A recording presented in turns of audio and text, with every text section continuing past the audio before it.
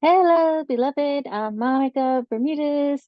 I am the host for the podcast called Ascended Earth, the Transfiguration of the New Human. Welcome back to another episode. This episode is focused on quantum leap of faith and trust. The intention of this episode is to encourage your trust and faith in the ongoing changes of life. It's so frightening at times when our higher guidance, our heart calls for a change. So you go through these doubts and uncertainty for some period of time and overanalyzing how or overanalyzing whether you heard correctly or not. This pressure is being felt a lot more with the new energies.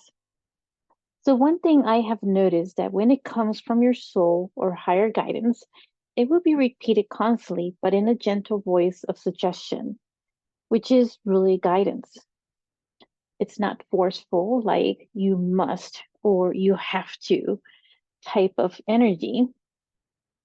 And I have been going through some major changes in my life, which is why I want to talk about this quantum leap of faith and trust, because I've undergone so much of that since the end of 2012, starting with the end of my marriage and the rebirth of my true soul aspect, which is very cosmic and starseed, and lots of soul contract activations at that time too. So things accelerated during COVID period of 2020 to 2022. In fact, it was right before COVID lockdown happened that I had launched and started to establish my energy business. So my business in relation to energy work. So in 2022, I received the guidance and confirmation of a new location to move to. Since I had already been feeling the desire to move from my previous location, but it was uncertain as to the actual location we moved to. So within a year, my biggest change was moving from city life to mountain small town life in a highly intensified vortex power center on the planet. And I just knew with certainty this was my place. And what happened next was synchronicity after synchronicity. And everything kept falling into place. And I knew this was in alignment to my soul path and soul contract. It truly was magic to be able to get everything organized within a year of my decision to officially move. But it took me a while for my business, though. It took me a little longer to launch my current business because I was in so much doubt that I kept getting in the way. And part of it was due to my comfort zone and my current background in engineering and business. So part of me then wanted to go through all that energy and time to figure out what I needed to do to jump into a life of an energy practitioner. And like I said, I had already established myself in the corporate world with degrees getting paid for my background and experience. So some of the questions I would ask my own council of spirit guides is why would I want to work with energies as a business? And what could I possibly contribute if everybody else is already doing it? And on I went about this over analyzing back and forth of arguments pretty much with them. So these were all patterns of doubts, patterns of excuses to stay where I was and not change to the next level of my life. So I grew up in mysticism and learning about energies, but I prefer to keep it hidden and behind the scenes. So I didn't really care to really come out in public and be talking about all of this. And so I'm no stranger to, all about energy work. I just didn't want to be out in public. And that was part of my basis of over analyzing and arguing back and forth. And so, I was being called really to be more in the spotlight, to do public forums. And so I resisted that, being in the spotlight. But as I had mentioned before, there was a lot I needed to clear and heal in me in relation to public speaking, which was intertwined with speaking my truth. So the constant, the fear of this constant criticism from humans and others, the unkindness of people, fears that I had to confront with love and compassion in me, and which I did. But every time I would try to ignore the voices within my heart and my higher self, they kept getting stronger to the point that I could no longer ignore them. And they weren't forceful or pushy, but they were trying to get me on the path that I said I would help in this way when ascension got intensified, or at least prepare for the ascension that was coming, which is happening now. Since I was in doubt, my counsel suggested meeting with specific channelers to get confirmation, and I received several validations from others who would repeat the same information back to me that I was hearing for myself. But my guides were very specific as to which specific people I would go to, and they would be people who knew nothing about my life, knew nothing about information that I was receiving in that moment. So I took another quantum leap of faith and trust to meet with complete strangers. So it's okay to get certain validations with those you resonate with too. It can be a stranger, but you have to resonate with them to get certain validations or informations of what it is that you're receiving as well. And I once read in my business school on a table in a cafe shop that said, strangers become friends and friends become family. But also, again, be discerning in the energy of their intentions too. And I continue to take quantum leaps. So I eventually started my business with my own energy work and modality, and I am allowing guidance to keep coming from my higher self on next steps. And things kept accelerating from there into other quantum leap of trust and faith, into the portals of my best version timeline, or the one that is in alignment with my soul contract. And being such a reserved and quiet person, I didn't think I had much to say to others. I often wonder, how do speakers have so many words to say when they're speaking on stage or on a podcast show? And I looked at it with admiration. Since the launch of my podcast, I've had tons of downloads and words pouring out of me in every episode with powerful creative ideas for exercises and meditations.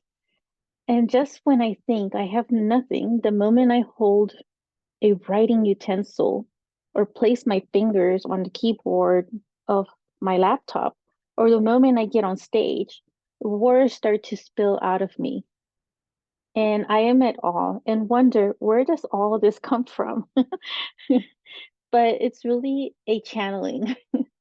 And we have the ability to channel, and every channeler will be different with how they channel their information. Some are extra dimensional channelers, some interdimensional channelers, or just higher self channelers.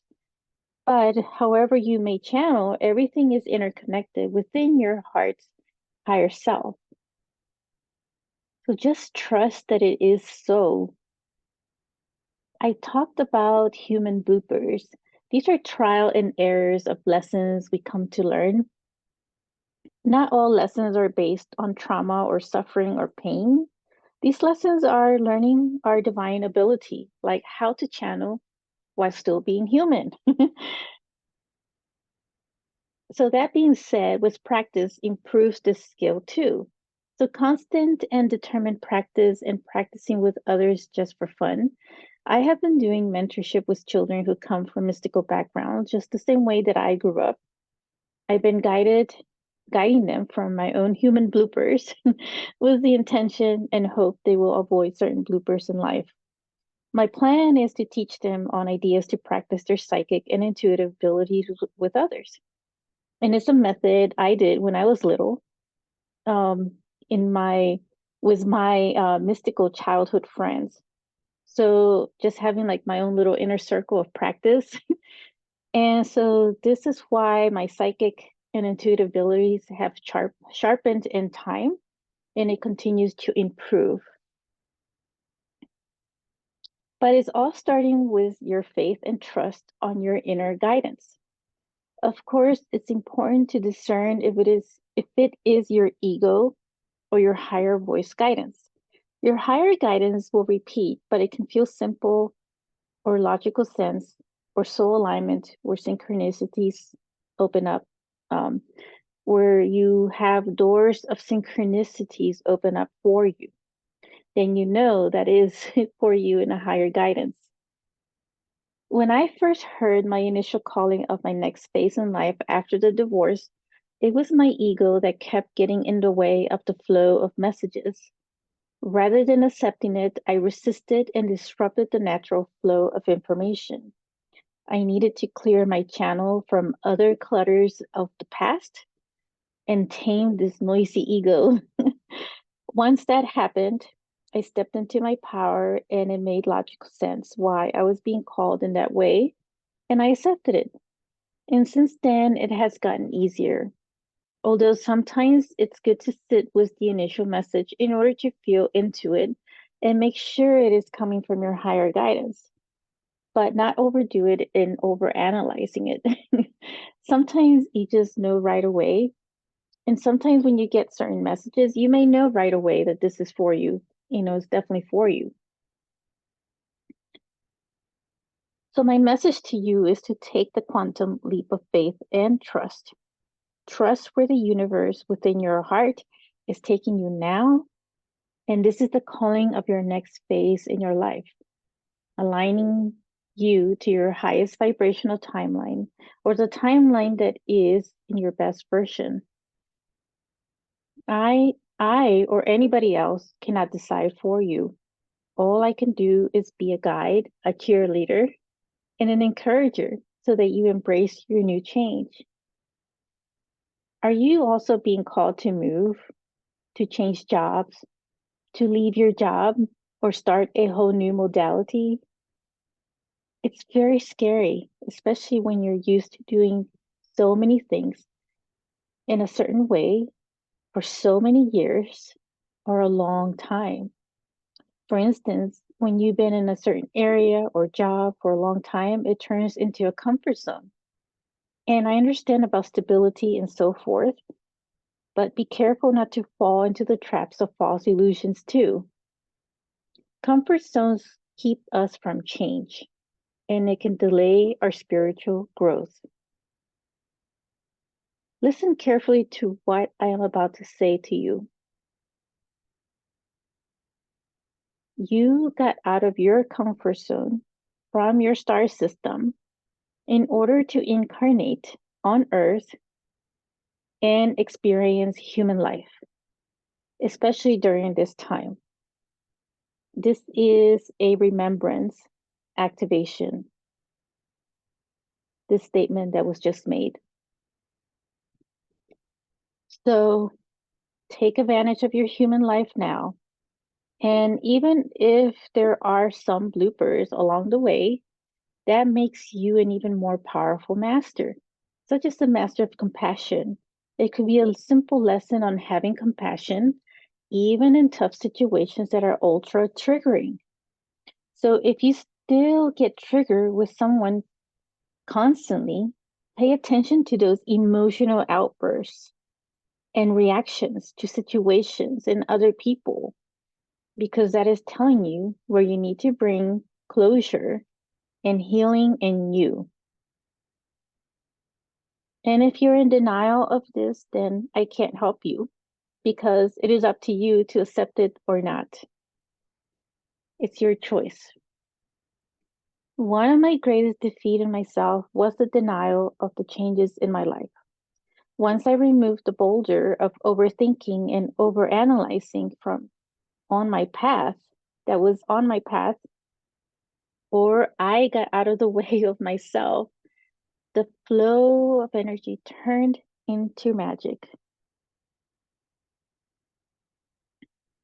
And I mean, this is a continuous work in progress in us.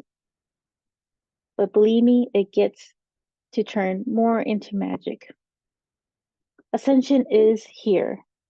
So let's make the most of these changing times by constantly tapping into your heart energy and listening for next steps in life. So I wish you well in your quantum leap of faith and trust. Catch you in another episode.